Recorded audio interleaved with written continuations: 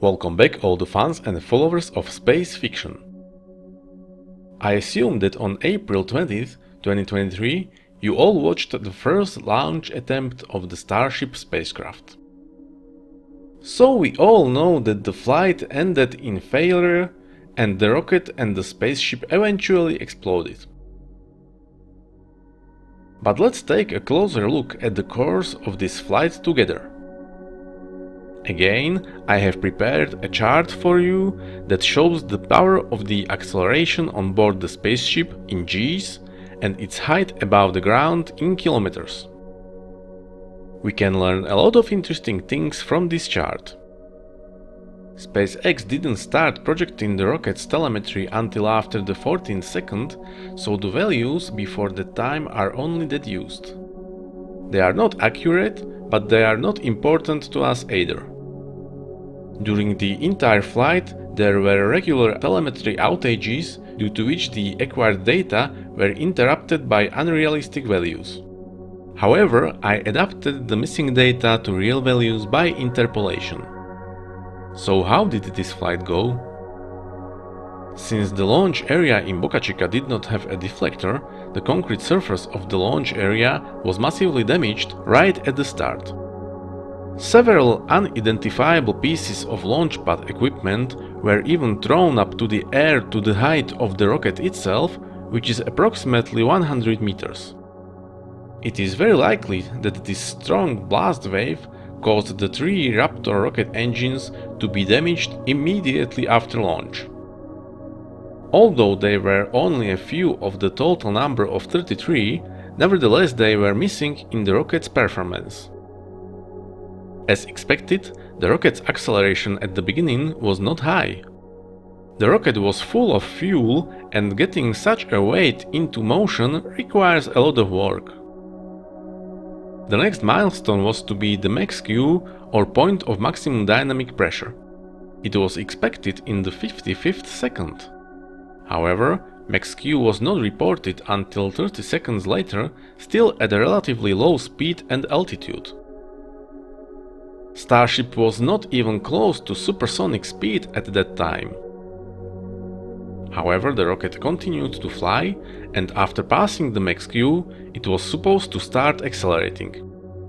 It tried to do so, but gradually it started losing more engines and its performance was no longer sufficient. After 145 seconds of flight, the rocket began to rotate uncontrolled. At the same time, it completely lost power and began to slow down. This event happened approximately 25 seconds before the planned booster cutoff. By the time the rocket engines were supposed to shut down, the rocket was already unstable. However, the Raptor engines have not yet shut down for an unknown reason. It is not yet clear whether it was only their shutdown that failed, or whether the engines were damaged in such a way that they were leaking fuel and burning. However, in order to separate the Starship, it was necessary for the rocket to produce no thrust. Otherwise, both bodies would be damaged. But the flight of the rocket still continued. However, it was already out of control. The rocket slowed down and after a while began to fall towards the Earth. The chart at this part of flight shows how the rotation of the rocket with burning engines affected its acceleration. If the engines were not burning, the acceleration would not change much.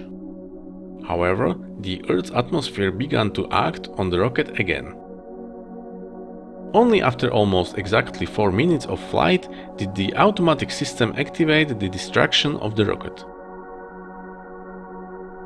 What surprised me on this flight was the very weak acceleration of the rocket. The acceleration never exceeded 1 g before losing control. Would it be higher with all engines running? Would it be at least like during the launch of the Falcon rocket? I can't say yet. So the main problems here were as follows. Starship has destroyed the launch pad. So SpaceX may have a reusable rocket, but they doesn't have a reusable launch pad yet, which is pretty bad. And second one, in comparison with the Soviet N-1 rocket, the crew cabin was saved in each of its failures. Nothing like that happened here, and the whole crew would be dead. There is no crew rescue system on the Starship, and that's a really big problem. Why didn't SpaceX test the crew rescue system that they claimed was the entire orbital module of the Starship? This was the perfect opportunity. I guess they still don't have a solution for that. In conclusion, I can state that sitting on board the Starship would not be unpleasant for you. The acceleration was very weak. Only that spinning could give you motion sickness, and the explosion at the end could cause you a little problem. You probably wouldn't survive that one. So the Starship is definitely not a vehicle I want to go on a vacation in. But if you click subscribe and support me on Patreon, I could build my own spaceship to travel around the universe. Or you can find on Patreon the full flight progress chart video too. Thank you for watching, and the next time I fly by the Earth, I will send you another new video from the world of space fiction.